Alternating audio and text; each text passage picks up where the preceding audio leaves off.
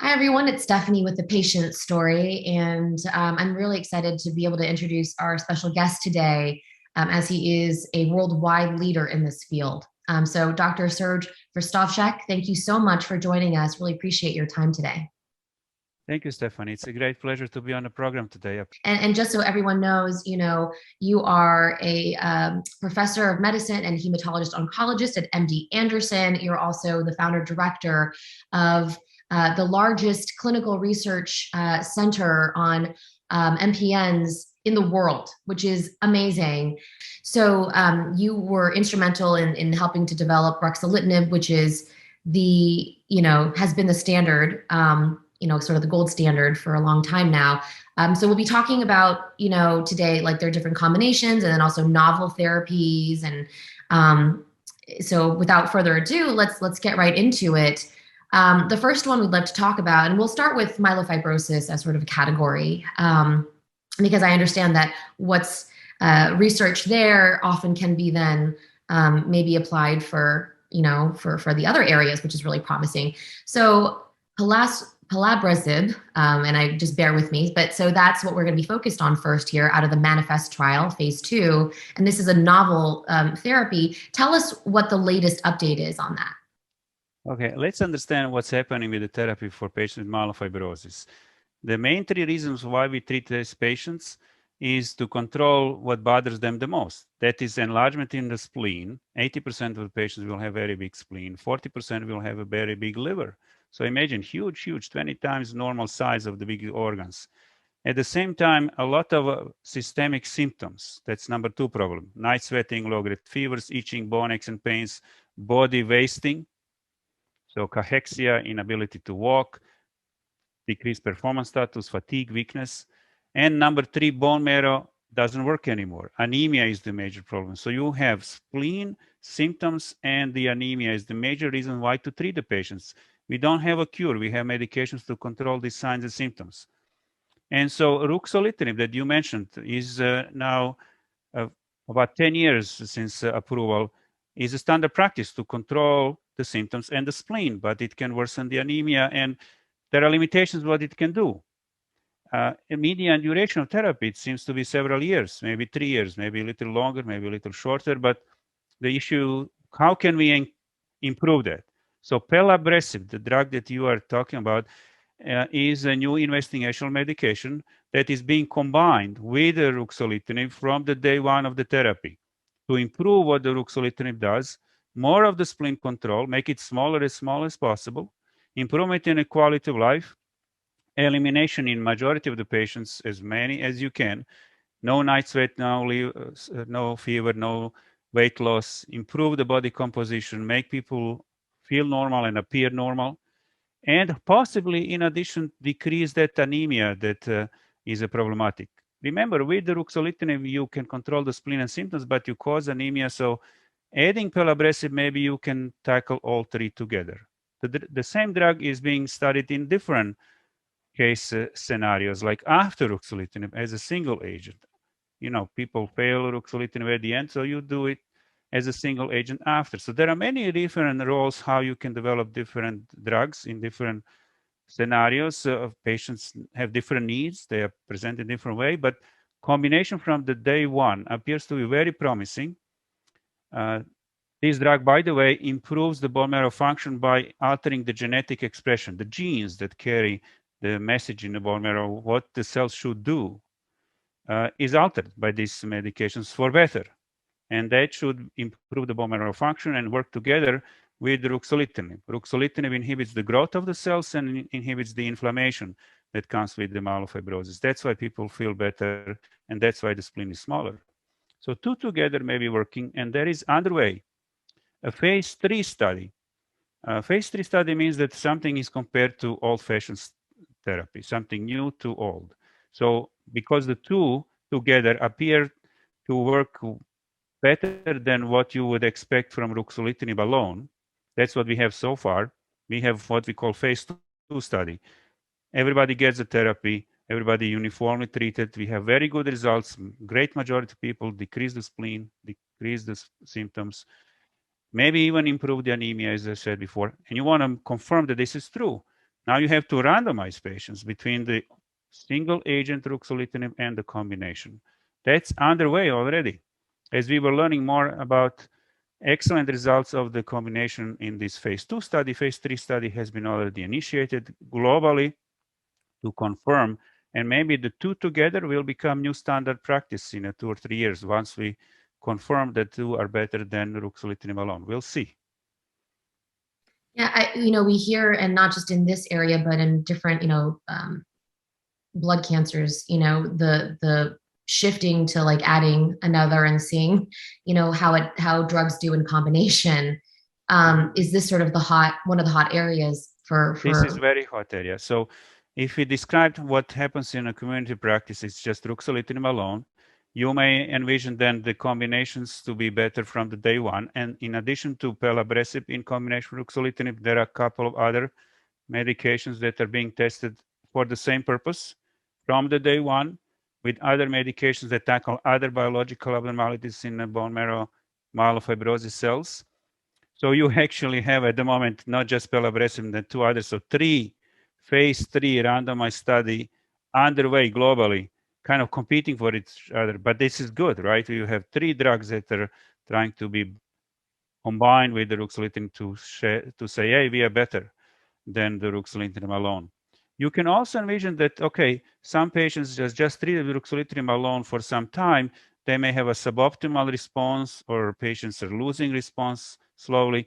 That typically means the spleen is growing back, or the anemia is slowly developing, or the symptoms are coming back. This is after all chronic disease. Nothing really changed overnight. It takes time. So we call this like suboptimal responders or loss of response. People are still on ruxolitinib, and that's the second way of combinations. Adding another drug to people who are already on this standard therapy, but not optimally managed, or they have problems with it. That's a different way of combinations.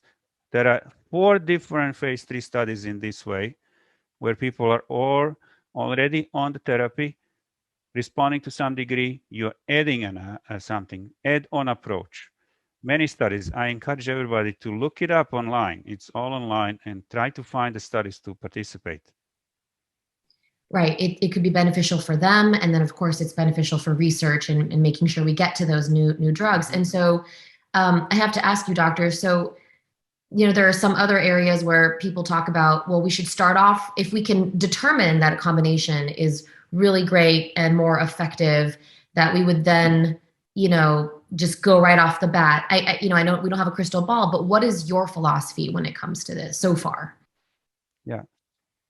It's a mixed bag, because if we are saying we should combine things together from the day one to get better control the spleen and better control the symptoms, that all makes sense. And earlier intervention with the best you have will make the best impact on the patient's overall outcome. But until proven, some doubt and say, well, maybe I just start with the standard one pill, and if I'm not doing well with that one pill, then I'm going to add another one. Maybe not everybody requires the 2 pills from the get-go, from the day one. It all makes sense. But some of these combinations are really looking at some different angles of what the problem is. For example, we talked so far about enhancing the spleen and symptom control, but there is a combination with another medication which is called luspatercept. It's a difficult one. It doesn't need to be remembered. But that particular medication is being combined with the ruxolitinib for only one purpose: to improve the anemia. So it's not really to enhance what the ruxolitinib JAK inhibitor does. No more of the spleen or more of the symptoms, but make it easier, because instead of expecting anemia to happen through use of ruxolitinib, you improve the anemia. The two together then cover very well all the 3 problems: the spleen and the symptoms and anemia. So this is a medication that is in phase 3 study in people who are on ruxolitinib but have a significant anemia. So it's one of these add-on approaches when it's necessary. Alternative view of the problem. And at this ASH, there was a medication called sotatercept presented to public. Sotatercept, luspatercept, you see similar names. They're in the same branch of the drugs. anemia drugs. We call them anemia drugs. They're injectable under the skin every 3 weeks, and no really side effects much whatsoever, very safe. Luspatercept is already approved for a different condition of the bone marrow as anemia drug for a condition called myelodysplastic syndrome, and it is being studied as its sotatercept for patients with myelofibrosis and anemia. A year ago, we had presentation of luspatercept. This year, we had a presentation on sotatercept as an add-on to people who are on ruxolitinib. And in about a third of the patients, anemia significantly improves. So people feel better, no transfusions anymore. They are on ruxolitinib. They have smaller spleen, better quality of life. Anemia is not a big problem anymore. That particular combination is very attractive to many. It's clear-cut message. What is it for? For anemia. No other drug works. Make it easier to manage patients with the JAK inhibitor. And so sotatercept, luspatercept, very enthusiastic crowd out there for anemia drug to be developed. You know, some patients are very anemic on its own. They don't have a big spleen or symptoms. Not everybody is the same in myelofibrosis. So what do we do if the patient comes in with a bad anemia and there is no big spleen or symptoms? Well, you don't have much to offer. There is no approved anemia drug. So there are a lot of enthusiasm and potential for anemia drugs in myelofibrosis. And this is, of course, really important because sometimes the anemia is so bad it can really badly impact the ability to continue on a treatment, right? And so is that what this is ultimately addressing? You are absolutely correct. The main reason why people eventually stop ruxolitinib is the anemia. Anemia can be caused by the therapy. It can be present already from the beginning through disease process. The ruxolitinib, being a JAK inhibitor, inhibits the growth of the cells and inflammation, so there are benefits, but the disease is not eliminated. So elimination is not possible. So disease can change over time. You improve the spleen and symptoms, but disease will change. Perhaps new abnormalities will be acquired during the therapy. As any other disease does acquire new problems, and anemia develops over time. And then you have to stop the ruxolitinib and you look for something else. So if you can counteract the anemia, being the main problem for discontinuation of ruxolitinib, that's going to be a big deal. Absolutely. Thank you for summarizing that. If we rewind just for one moment to pelabresib, and you were talking about side effects, can you just describe some of the more common ones that have been seen? Okay, so pelabresib is a pill, and it's given daily for 2 weeks and then 1 week off. It is given this way because in earlier studies, not in myelofibrosis, but in other studies before it came to myelofibrosis, it showed that it can lower the platelets. And so by doing this 2 week on, 1 week off, it does not appear to be causing major issue with the platelets. There are some other low-grade irritation of the GI tract, like a nausea, vomiting, or diarrhea. They do not appear to be common at all. And in fact, people don't really complain much. You can give patients some anti-nausea and anti-diarrhea medications. And being a mild on the symptoms, not really causing major problem, and not causing the anemia, and perhaps improving the anemia from these ongoing studies, the balance between the efficacy and safety is much so on the benefit on efficacy. And that particular constellation of the balance is make it so favorable to be combined with ruxolitinib. So it's not causing any new toxicities, is not providing the toxicity that ruxolitinib does. So there is no combination of the toxicities that would hurt the patient. Overall, the safety profile is very much in favor of the combination. Okay, I know that's a big question for a lot of people who are thinking about, well, if this comes down the pipeline, would I want to go on that? And on that note, just to wrap for those two, for both pelabresib and sotatercept, how soon would patients approximately think that they might have access to it?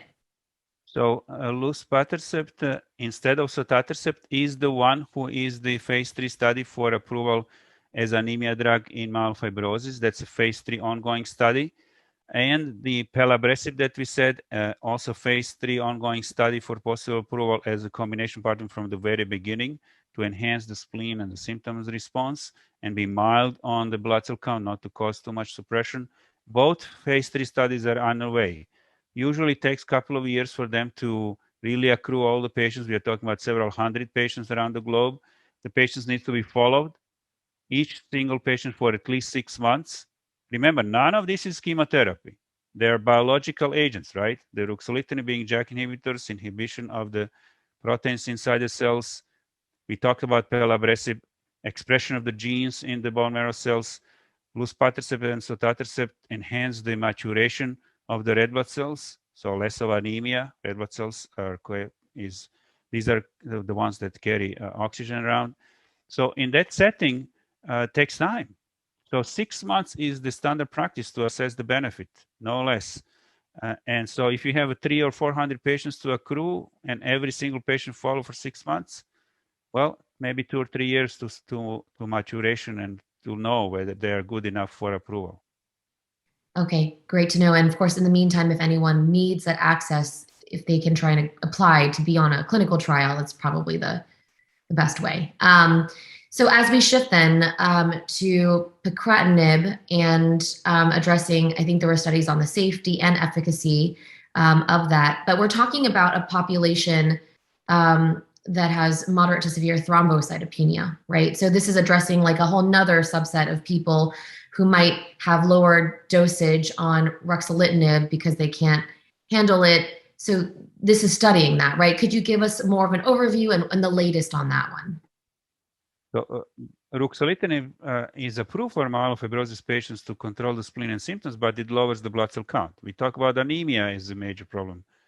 The ruxolitinib is not even suggested to be given in patients with low platelets, below 50,000 platelets. And even between 50 and 100, it's to be given at low dose. The normal, by the way, is between 150 and 450.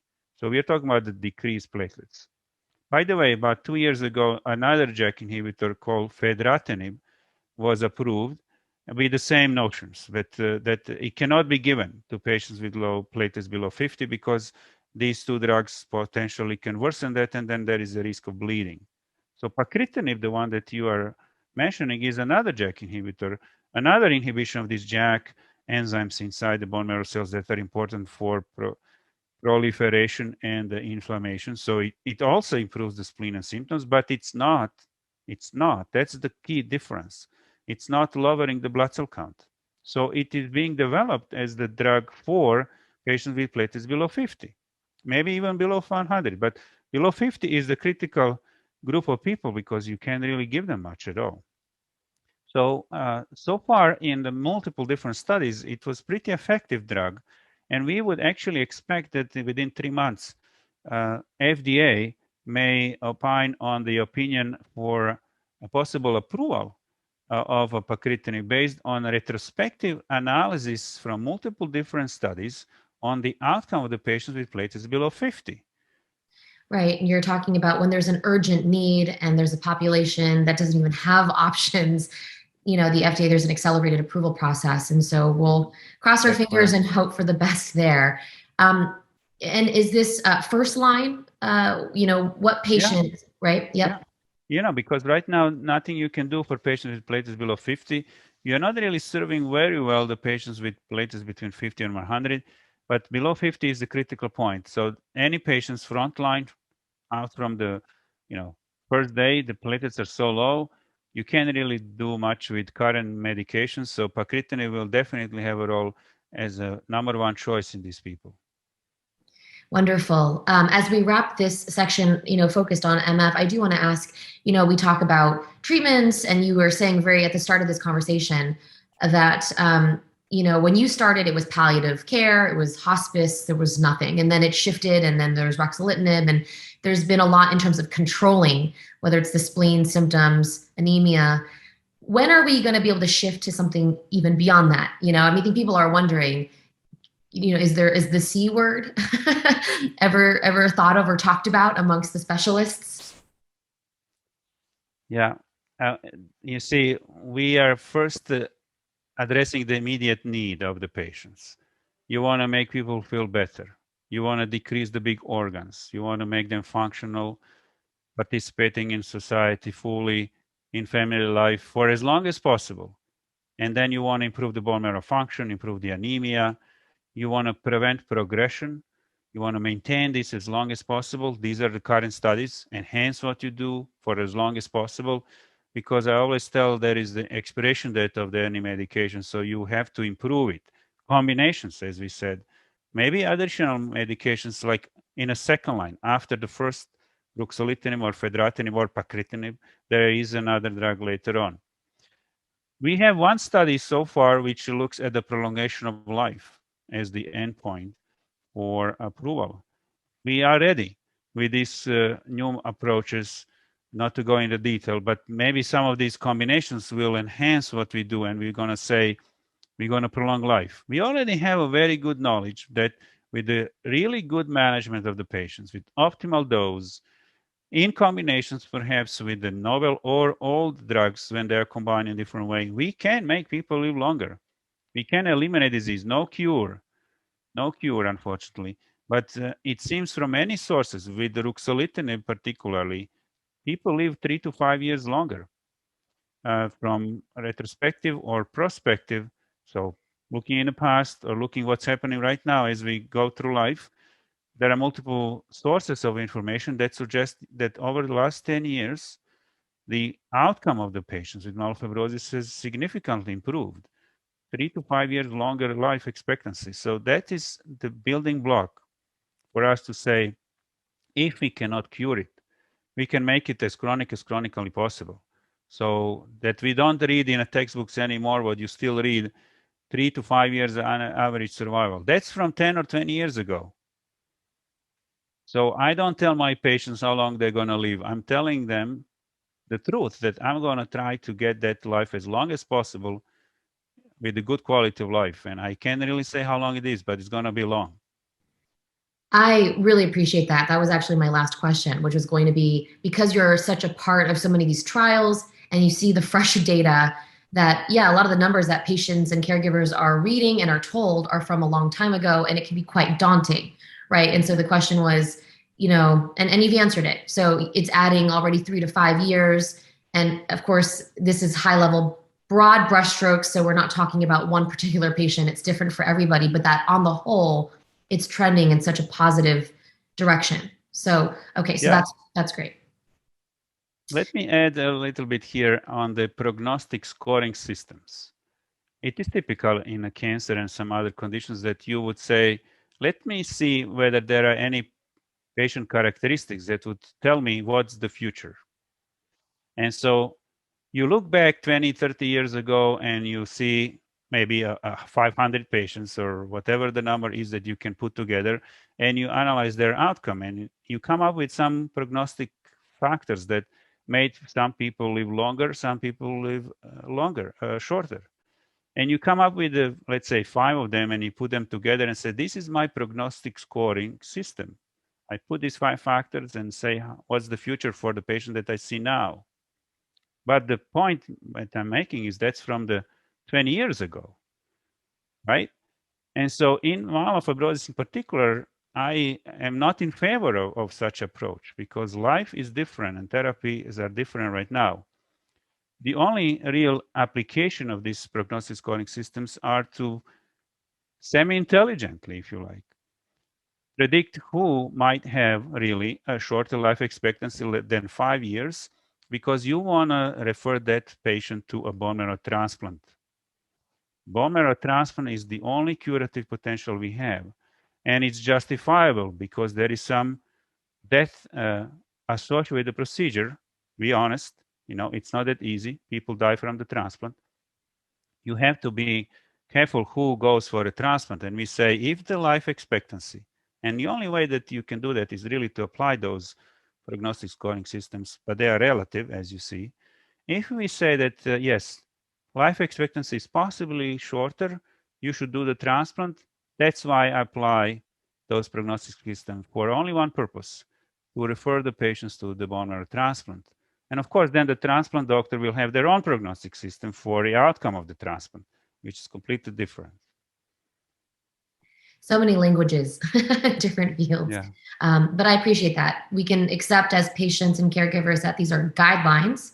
And so Exactly. not to translate it so literally for ourselves, we don't understand maybe the context of that. So that's a great thing to acknowledge. Thank you. And for everyone who wants access to this full conversation, just head to thepatientstory.com where you'll find human answers to your cancer questions.